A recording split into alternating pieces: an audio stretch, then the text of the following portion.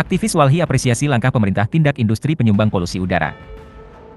Saat event KTT ASEAN di Jakarta, pemerintah melakukan langkah serius untuk mengatasi polusi udara di Jakarta yang saat ini menjadi sorotan, termasuk melakukan penindakan pada pabrik-pabrik yang berbahan bakar penyumbang terbesar polusi udara. Pegiat kampanye polusi dan perkotaan Wahana Lingkungan Hidup Indonesia Abdul Ghoffar menyebut langkah-langkah pemerintah melakukan penindakan terkait industri-industri yang diduga ikut menyebarkan polusi udara patut diapresiasi. Catatan terakhir kan ada 11 perusahaan yang dikenakan sanksi administratif oleh KLHK. Menurut kami itu langkah yang patut diapresiasi. Menurutnya, langkah awal yang bagus dilakukan pemerintah sangat patut didukung dan pihaknya berharap ada transparansi dalam penindakan 11 perusahaan tersebut. Perusahaan mana saja nih? Kemudian di dalam penerapan sanksi administratif beragam. Kita ingin tahu juga apakah sanksi administratif yang dimaksud kepada 11 perusahaan pencemar ini dalam bentuk teguran saja, kan bisa jadi.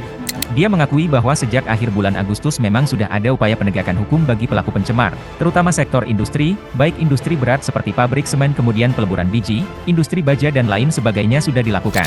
Ada teguran, kemudian ada paksaan pemerintah, dan terakhir pencabutan izin. Tentu kita berharap ada penegakan hukum yang konkret sesuai dengan jenis pelanggaran. Jika terjadi pengulangan, misalnya pemerintah harus berani dong mencabut izin dari perusahaan yang terbukti melakukan pencemaran secara berulang. Saya pikir itu kuncinya.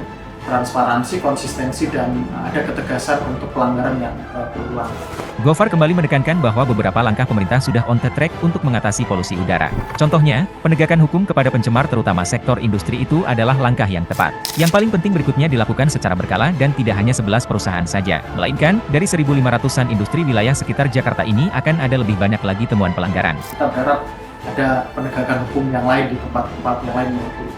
Ghoffar juga menyambut baik adanya kabar kalau pembangkit listrik tenaga uap Suralaya Banten, yakni PLTU Unit 1-4 dilakukan penutupan. Saya pikir itu langkah yang bagus juga on the track, karena pemerintah akhirnya mengakui ada kontribusi polusi udara dari PLTU batubara, ada kontribusi dari industri, dan sudah dilakukan upaya. Kami tentu berharap ada PLTU lain nih, kan ada banyak nih PLTU, belasan PLTU di wilayah sekitar Jakarta yang menyumbang polusi udara. Jadi jangan hanya PLTU Suralaya, tapi ke depan ada PLTU lain yang menyusul untuk dipensiunkan dini untuk mengurangi polusi udara yang ada di Jakarta maupun wilayah sekitar.